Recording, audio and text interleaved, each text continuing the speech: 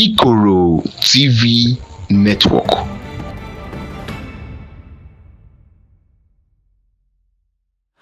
Igbo bụ Igbo, Igbo mụrụ nze mụọ ọzọ, Igbo ndị ọma, ekenekwe m onye ikwu ekene onye nta, wee na-asị nke onye chiri ya zelu. Ebe obi nọ wee bụrụ onye Igbo, asị m ka ife dịka Igbo akọkwana gị maka na Igbo amaka. Esi na ngalaba IKOROTV Network wee na-ewetara unu ife onyonyo a. Onye unu na-afụ n'iri ife onyonyo a bụ Nnaemeka Ilenunachi, mana ejikwere iwe akụ wee malụ m. O nwere isiokwu nchọrọ ka anyị tie ike n'ọnụ n'ụbọchị tata. Ibe n'anya n'etiti anyị wọbụ ndị Igbo, a na-enwekarị maọbụ enwele akpọmasị na-esite na agbụrụ ndị ọzọ n'ebe ndị Igbo nọ. Anaghị m ekwu okwu a iji wee kwado maọbụ iji wee kwalite akpọmasị agbụrụ na agbụrụ nke ndị oyibo na-akpọ tribalism. Mana okwu anyị chọrọ ka anyị tinye ike n'ọnụ n'ụbọchị tata. Onye anyị na-anọ n'ụbọchị tata bụ onye anyị na-anọkọbụ bụ onye ozizi ka anyị na-anọ n'ụbọchị tata, ka anyị na ya kpakọrịa makwa tinye ọnụ na isiokwu anụnwa. Daalụ. Maazị Oriwaku nwanne m, udo dịrị gị. Daalụ. Ekenekwa m. Daalụ. Onye ozizi, anyị na-ekene gị n'ụbọchị tata na ịnọnyere anyị ịnụgwọ isiokwu anyị ji n'aka n'ụbọchị tata. Nke bụ eziokwu bụ na anyị nwa bụ ndị Igbo nọ ebe niile n'ụwa niile na-eme ọfụma, ịghọtago. Mana abịa ebe ọ bụ na ndị Igbo nọ dịka na-enwe akpọmasị. Ije na Ghana asị ndị Igbo nawa, ije na South Africa, otu aka ọ dịkwa na mba dị iche iche, a na-enwe akpọmasị na-esite na agbụrụ ndị ọzọ n'ebe ndị Igbo nọ. Kedu ife ị nwere ike ikwu banyere ya, maọbụ kedu ife iche na ọnya bụ ihe na-akpata ya bụ ihe? Daalụ. Ekene m IKOROTV na ọmarịcha okwu a ha wepụtara ka etinye ọnụ. Anaghị m ekwu n'ụdị iji kwado agbụrụ maọbụ n'ụdị iji wee kpaa oke agbụrụ na agbụrụ nke ndị oyibo na-akpọ tribalism. Ịbịanụ ịna-anya, Igbo bụ ndị nwere akọ na uche. Igbo bụ ndị na-atụ ezi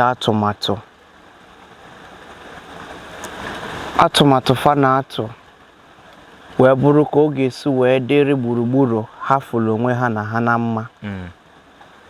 Onye akpatala onye Igbo bata ebe a bụ ọfịa awọ ebe ụgbọelu na-agba, maka na Igbo ga-achọ ife ọ ga-abụ ome ebe a ọ dị iche, bụ ife na-ebute mwunyite na uto obodo, bụ ife ndị bekee kpọrọ development. Ya bụ development fa ji aga bụ imezi obodo, maka na Igbo bụ odozi obodo. O wee bụrụ ya bụ ife na-emezi ndị ọzọ a na-afọtịa n'ụdị na ndị a na fa jikwe ihe ha bụ na ha na-eme, na ha ga eji ya wee wakpodowe ha anya maọbụ chụpụ ha na mba, maọbụ bụrụ ọbịarụ mba kalụ mba. Mgbe ụfọdụ, maka na eche ilu eche azụ, asị ọ bụ abụmọnụ na mmadụ ga-ahapụ idozibe nke ya wee na-edozibe onye ọzọ. Kedizi ife bụ na mmadụ na-esi n'ụlọ amalụ mma pụba n'ama, mana Igbo jere si n'ama wee malụ mma wee bịaba n'ụlọ. Mgbe ha ga-erutezi n'ụlọ, ife akụchie ha n'ụzọ fama nrutezi. Ọ bụrụ ya bụ na fa nara eme ife ikwuru bụ akwụrue ụlọ. Igbo bụ ndị ha ọ ga-abụ fabia na mba fa kalụ kpachapụlụ mba ahụ anya, wete ndozi. Ọ bụrụ na azụmahịa adịghị, eweta azụmahịa n'ụzọ dị iche iche. Mana ị na-eru anya, o nwere ike isi ka isoro onye ahụ wee ruo ebe o si pụta. Ị gaghị afụ ụdị ihe ahụ o dosere na mba ọzọ. O wee bụrụ ife, maka na ife anaghị eme na nkịtị. O wee bụrụ ihe ọtụtụ ndị na-ajụ kedu ife bụ ife a abụrụ Igbo ọnụ kedu nke bụ na Igbo ọ na ha kpọziri onwe ha asị ka ọ gịnị nke bụ eziokwu bụ na o nwere okwu a na-anaghị ekwukewe mana asị ọmụrụ nkapị ya bee ya ọnụ onye nyụọ nsị ya kapịa ya ọnụ ka ọ ghara ịbụ otule ka ọ hafụ ịbụ otule nke bụ eziokwu n'okwu a na-akwesịrị ị na-ekwu bụ na ọ ga-abụrịrị gị ịfụnanya ka ịfụnanya na ịgwala onwe gị eziokwu na ịtụpụrụ akpịrị dị gị n'arụ ọ fịara alụ mmadụ ikwete na akpịrị dị ya n'arụ na ya fọdụzie mmadụ ịtụpụ onwe ya bụ akpịrị nke a bụ eziokwu mana ọ bụrụ na o kweme anyị tụpụ ya bụ akpịrị mara ebe mmiri si wee gbalụọ ajụjụ a na ajụjụ ndị ọzọ na mgbagwoju anya ndị ọzọ gbasatara ndị gboo ọtụtụ ihe na-eme bụ ife melụ nji wee banye n'ịjụ ese ejeghọmụjụbụ ya n'akwụkwọ wee jụba mmụọ maka na mmụọ ka na-ezi ozi n'ala Igbo o wee bụrụ na o nwere ajụjụ njụbalụ mmụọ early 2018 o wee ru n'afọ a wee depụta akwụkwọ a na-akpọ isi mbido the birth of the old ka ụwa si bido na ka ọdịdị ndị gboo akọgide ka ụwa si bido wee lute wee sentazie on the Igbos ebe rụtụla aka na ajụjụ ị na-ajụ m bụ ebe anyị ga-agụpụta ka m gbapụ ya ọsọ nsogbu adịrọ gaa n'iru the dissociation ya isi mbido chapter 4 ịgwọ from verse 3 ọ sị the dissociation made Nnechi Okike curse Igbo bụ Igbo saying because you have separated from your blood over the act which you found offensive, an act which you called on me, and I came to your rescue. When I made Ngu sprouted in every compound to defend you, I did that because you declared how fair you were and sought for justice. But now you took laws into your hands without consulting me in your decisions. I place this curse on you, Ndi-Igbo Igbo. You shall be scattered all over the places. In the lands of those you separated from shall you serve as a way to pay for your acts. That you may feel remorseful for ever parting from your blood. I shall make the foreign land favor you and bless you, but the blessings shall remain in that land, that you would prefer remaining in the foreign land to continue being favored than in your own land. You shall be fought against and discriminated in any foreign land you find yourself in, just to pay you forever separating from your blood. You shall be highly industrious, that whatever you do shall you succeed in, but it shall be for the treasury of the foreign lands you scattered to. Because I added Akonuche to you when you took a good resolution by application of Obiwanne, that I shall allow to remain with you for the rest of your life. You shall outsmart every foreigner, that all would be so envious of you anywhere you go. You can only be exempted from this curse if only you appeal to your blood, from whom you separated, and beg them for unity. If not, all that I pronounce upon you shall follow you, even to your generations unborn. Nangochia. Upon that, Igbo reluctantly refused to seek for peace among their blood, which they separated from. Instead, chose to live apart, no matter the consequences of such action. they started to dwell communally in peace among themselves. Igbo bụ ndị ọ ga-abụ Fabia sị gị ịma na o nwere okwu a na-ekwu sị na Igbo abụrụ nwata na nke aka ya. Ife ọ pụtara bụ na Igbo ga-anọ nwere onwe ya. Igbo bụ ndị ebe ọbụla fa nọ fa na-achọ nwere onwe. Ịmụta nwatakịrị ya nwa ga-ebu ụzọ sị gị na ya achọghị ịnọrọ onwe ya. Ọ ya bụ ife kpatara na Igbo enweghị eze maka na Igbo abụrụ nwata na nke aka ya.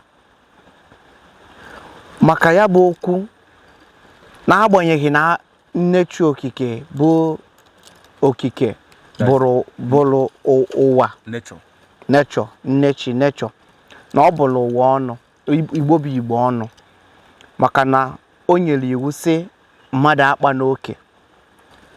Igbo bụ ndị ọ ga-abụ onye imejọ agụpụ gị ime arụ Igbo agụpụ gị. Mana onwe ihe nchọrọ ịjụ tupu ị na-aga n'iru isi na nnechi ya nature nyere iwu. Kedu ka nature si wee nye iwu? Kedu ka anyị esi wee ma iwu onye?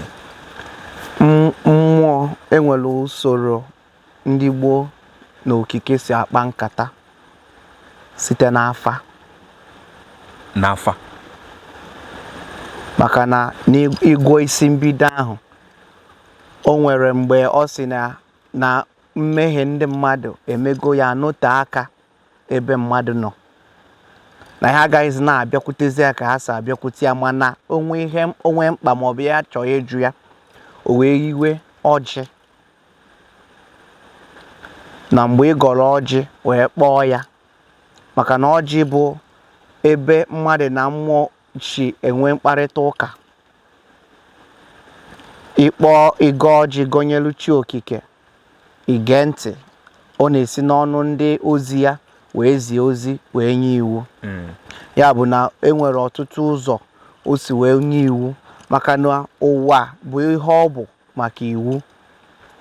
Okike bụ okike maka na okike bụ iwu nke a na-akpọ principle ntụziaka. Ya bụ na enweghị ihe bụ okike na ọ bụrụ na abụghị ntụziaka. Ihe dị otu a dịla otu a, ihe dị otu a dịla otu a, ihe dị otu a dịla otu a. The splitting, the distinctions bụ ife bụ okike. O wee bụrụ ya bụ na n'ime na abụrụ Igbo ọnụ fa wee mekwa gịnị kama ha ga-eme gịnị agbụpụcha ụkwara wee delacha ya ka ha na ọlụ onwe fa. O wee bụrụ ya bụ na ya bụ ọnụ ka so Igbo wee na-aga ebe ọbụla fa na-aga ruo ma tata. Ya bụ na ọ bụrụ na ịfụ na Igbo na-eme otu a na-eme otu a ọnụ abụrụ Igbo mgbe gboo maka na a mere gịnị ha nupụrụ isi hapụ ije wee mee gịnị na-aghachi azụ ka mmadụ niile bụrụ ofu ha mee gịnị gwụpụ arụ. Ma tata ọ bụrụ na mụ na gị bụrụ nwanne ịkpa arụ ngọnarịa gị agọnarịrọ m gị na ịbụrụ nwanne m kama na ị merụrụ nsọ ana idosoghị iwu. Mana ịmagọnụ na ọ bụrụ ka isi wee cheru bụ ka okike si wee na-eche maka na ya bụ ikpe dọrọ sọsọ ya nwa bụ onye ma onye ọma. Biko ewekwana iwe, kedu ihe bụ Chukwu okike anyị ị na-akpọ afa? Kedu ihe bụ okike anyị ị na-akpọ afa? Ọ bụrụ na ịgụ akwụkwọ ndere the universe you are part of, ekwuru m sị na chi na-eke abụrụ an entity nor a process, creating process. Ọ bụrụ na ekwu okike okike bụ maka ndị oyibo solo oyibo wee sị energy can neither be created nor destroyed but can be transformed from one form to another. Mgbe afọ ị na-agbanwe na-etinye ya n'ọdịdị ọzọ ị na-ekepụta ihe ọzọ. Ime ihe ahụ bụ okike. Anyị kwenyere na o nwere mmụọ dị elu onwe ya na-abụ okwute a na ọ nọgidekwara gbalie wa aja nke ndị oyibo na-akpọ weathering. Ọ wa aja ahụ efu na esigo n'okwute kewapụta aja. Asị na di na nwunye na ha bịakọrọ ọnụ wee wepụtakwa ihe ọfụla ọzọ asị gị na enwego ife ọzọ. Ya mmụọ okike ahụ bụ creative energy or a process. Asụkwa ya n'oyibo nwekwara ike ịbụ nature. Or nature in creative process. Ọ bụrụ na o nwere an entity bụ okike. Kama nọ and a process. Maka na ife niile ọdịdị anyị niile bụ process. Na anyị na-ekwu ume bụ process. O nwere ife nọcha ọrụ. Otu anyị si na-ekwu okwu okwute a n'ọrụ, osisi a n'ọrụ, ife niile n'ọrụ. Maka na ife niile a niile bụ ife na-apawa ya bụ gịnị? The earth vibration. Ụwa na-agba okilikili. Okilikili ahụ ọ na-agba wee na-egenerate energy. Ọ na-apawazi ejiri ya na-eme gịnị? Ọ na-transform n'ọdịdị dị iche iche. Daalụ, ka anyị na-achịkwa azụ na isiokwu anyị. Ikwuru okwu banyere ịbụ ọnụ. Mana ịbụ ọnụ a kedu kpatara na ogbochighị Igbo ị na-eme ọfụma? Maka na ije na mba dị iche iche ịchọwa ndị kacha eme ọfụma n'ọkwa ndị Igbo. Ọ bụ na ịnụghị ihe m gwara gị na abụmọnụ ahụ ọ sị you shall be highly industrious, that whatever you do you shall succeed, but in it shall be for the treasury of the foreign lands you are scattered to. Na irijuru afọ dachi ụzọ abụrụ na ibu irijuru afọ. Ife a na-eche eke bụ ife a na-aga na-atụ n'ebo njedebe ihe. Ka anyị na-aga n'ilu ahụ, ka anyị na-eme ha ọkwa maka imepe obodo ọzọ. Ọkwa kịta ọkwa anyị na ọsọ na-eme na be anyị. Mana ọ bụrụ na ụdị ihe na-eme n'Igbo taa mee na dịka Lagos ebe ndị Igbo nọ, ifu ọha na eze ndị Igbo eje na Lagos a kwụsị ya maka na ha ma na oge emebilo ha azụmahịa ha. Mana na ihe na-eme n'Igbo taa ifulu ka Igbo jikọrọ ọnụ ka ha malụ ka a ga-esi bịanyụọ ya bụ ọkụ na-agba n'ụlọ. Ọkwa oke ka anyị nọ na-achụ. Ọ abụmọnụ ahụ. Mkpasa anaghị enwe ofu n'ọhịa ka ndị Igbo kwenye. Pụtagodo si na ihe a ka a chọrọ ka eme ịfụ otu narị mmadụ agbagha ya. Onye nke si otu akwụọ nke onye nke si otu akwụọ tupu ị mara ihe na-eme aghasa ya bụ ihe ọ gaghịzi ọ abụmọnụ ahụ. Mana jee na mba ọzọ nye ha atụmatụ ha ekwete na ya maka na atụmatụ ga-ewetara ha mmepe obodo ha akwado gị. Otu ansị na m na-ede isi mbido na m na-ede account of creation, ị ga-afụ ilo na ihe ikpe asị na nkọjọ onye a ga-asị nwatakịrị dị ka gị afọ one ka ị dị ịma mgbe ụwa bido. Mana onye nwụrụ anwụ bụ Moses dere gị Genesis, Revelation and Revelation dechara gị ya, mana taata iji ya na-egbu onwe gị. Webụzelu nke ama na mụnwa dị na nekwe ihe m fọrọ nekwe ife nnọrọ ndetuo ya n'akwụkwọ maka na enwe m nka agụ m dị ire ikenga m kwụrụ ọtọ n'ihe edemede nwesị gị na edebekwala m isi mbido maka na ajụbalụ m ese. Mana ị ga-afụ ndị na-ama nkwado ya, ị ga-afụ ndị ga-agba ya mgba, o wee bụrụ ndị kwe na ndị ekwerọ abụmọnụ ahụ. Ya bụ na ọ bụrụ na ị chọọ ka ya bụ abụmọnụ ha fi isote gị na ezinụlọ gị nwee ịfụnanya ebe agbụrụ ndị ọzọ nọ, maka na ọ site na anyị nwa kewapụtara onwe anyị site na agbụrụ ndị ọzọ bụ ife mere abụmọnụ a ji bịa. Ọ bụrụ na ị nwee ịfụnanya ebe agbụrụ ndị ọzọ nọ, ọ ga-enye aka ịdị exempted from ya bụ abụmọnụ. Ebe ọ bụla ị nọ akpa n'oke a sị na onye a bụ onye nka na onye nka bụ onye nka, inwe ha n'ofu obi fụ onye ọzọ ka isi fụ onwe gị. Ife na-eso egbukwanụ ndị Igbo bụ fafụta fejilu amamife fa mebe ndị ọzọ intimidate. Ịmakwana anyị nwa bụ the wisest, ịmakwana anyị nwa bụ from the east, ịmakwana anyị nwa bụ ndị ọwụwa anyanwụ. Mgbe imewere otu ahụ imego ka ndị ahụ bụ ịbụwago a threat to their own livelihood. Ya bụ na ihe ọbụla ịbụ ejizina ya ma ọnụ Igbo a na-eme ka mpompo. Igbo nweta 1 million tata ama nnuzili onye ahụ ihe, mana agbụrụ ọzọ nweta 20 million ịma mma na ife a na-emegasị n'ihe onyonyo. Achọghị m ịkpọcha okwu afa a na-ama aka. Kedu ife ị na-amala aka? Kedu ife ị chọpụtara na-adịghọ na gboo? Ewegokwanụ ndị gafere ụzọ anyị na-aga. Ya bụ ka anyị wotu obi onye anyị ama ndị ka ọnụ abụrụ anyị ka anyị jisi ike site n'ịfụnanya site n'ezi mmekọrịta anyị na ndị ụwa na ndị ọzọ niile ka anyị gwakwanụ ka anyị jisikwa n'ike mee gịnị walk our way back home. Ya bụ ka anyị na-achị azụ ka ọ dị na mbụ tupu apụmọnụ ahụ ife a na-akpọ reverse. Ichi imefie ichi imezi ihe ahụ ị ga-anachikwa azụ ya ka anyị na-achụ azụ na ka ọ dị tupu ya bụ abụmọnụ. Otu ọ dị bụ na onye ọbụla mere gịnị nọkọrọ ọnụ n'ịfụnanya na-enweghị ikpa oke.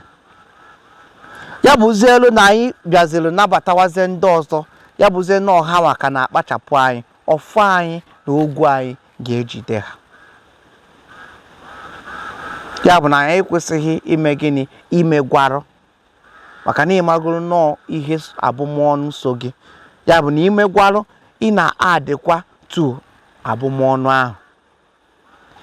O nwere ike ọ bụrụ na ifo onye isi na-adịchaghị mma ịkọbụ ya ọnụ ma ịmahụ na ihe ya na chi ya kpete ịkọ ya ọnụ o nwere ike ịkọta maka na ịkọ onye ka ọkọta ihe dọrọ gị bụ gịnị. Ọ bụrụ na ị nwee obi ebere ị ga-emere ya ime inweghị obi ebere ị na-agala onwe gị ma ya bụrụ na ịkọ ha ọnụ gị afọ ịkọta. Ekene m. Daalụ onye ozizi. Tupu anyị na-achịkọ enwere mgbe ikwuru okwu banyere akụrụ ụlọ ya na akụ ndị Igbo adịghị eru ụlọ mana ọ dịkwa m ka ị na-anya n'ala Igbo anyị tata ọ dịkwa m ka akụ ndị Igbo na-eruzukwa ụlọ maka na ị na-anya n'obodo anyị ị ga-afụgasị ọtụtụ ihe dị iche iche ya bụ ndị Igbo na-ewenata ụlọ. Kedu ife nwere ike ikwu banyere ya? Ife nwere ike ikwu ya bụ na ọ dịrọ n'ọfụ. Ọ dịrọ n'ọfụ ahụ bụ nsọ ya na bekee ọ dịrọ enough.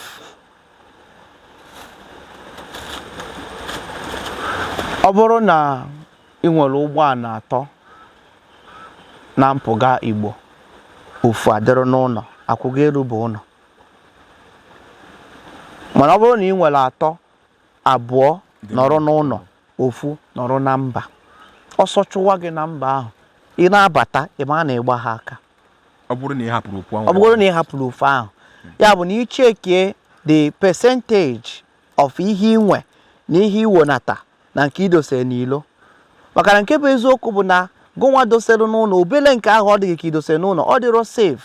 A ga-eji ma ilo ma ịkpa asị ma anya ụfụ wee mee gịnị mebielu gị ya bụ ihe.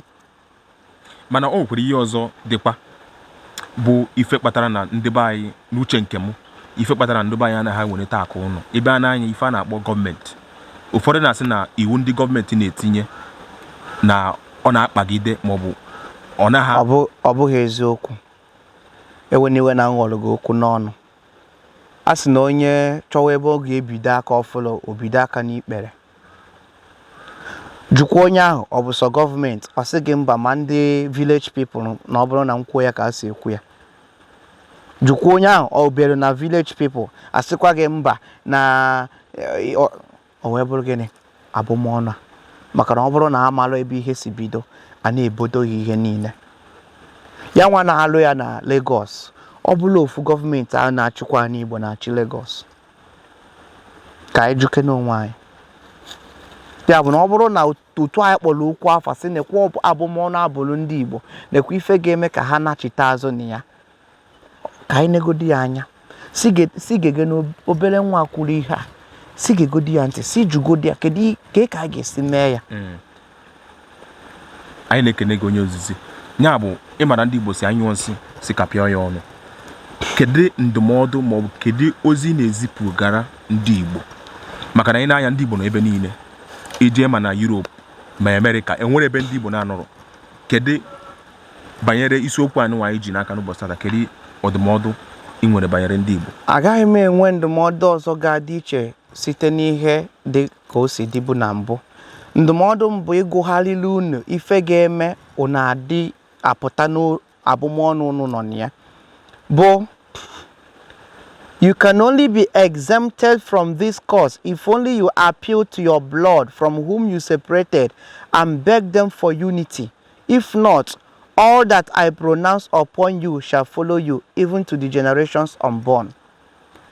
Ya bụ chọba ịdị n'otu gị na agbụrụ ndị ọzọ ya nwa bụ ife ga-ebe ya bụ okwu dịka otu anụ anyị bụ ndị Igbo anyị chọba udo n'etiti anyị na ndị Yoruba ya bụkwalụ ife Igbo kwekọrịtalụ wee kwuo na ọ bụrụ ife ụtọ ofu onye ọ bụla adị m na mma ofu onye adị m na ama ndị Igbo na ndị ọzọ biri ka mbili anyị gbọdọ ha n'ụkwụ na biri ka mbili oke biri ogini biri ụza biri ifu na ife niile ndị a ga-akwụsa daalụ Igbo bụ Igbo Igbo mụrụ nze mụọ ọzọ ekenekwe m unu ọzọ anyị abịagwa na nchịkọ n'isiokwu anyị n'ụbọchị tata unu anụgonu ka anyị si wee tinye ọnụ na okwu a onye anyị na-anọ n'ụbọchị tata bụ onye ozizi enyegba aka wee kọwaa ọtụtụ ife ị nwekwara ohere ịga na ngalaba onye kwuo uche ya nke ndị oyibo na-akpọ comment section maka na ndị Igbo si na uche onye adịghị njọ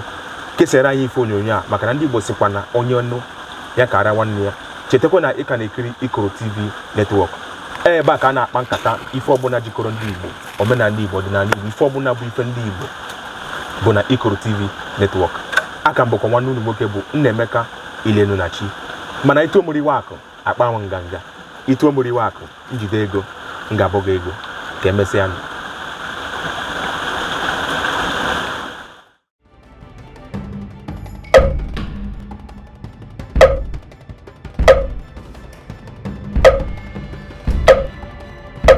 IKOROTV network.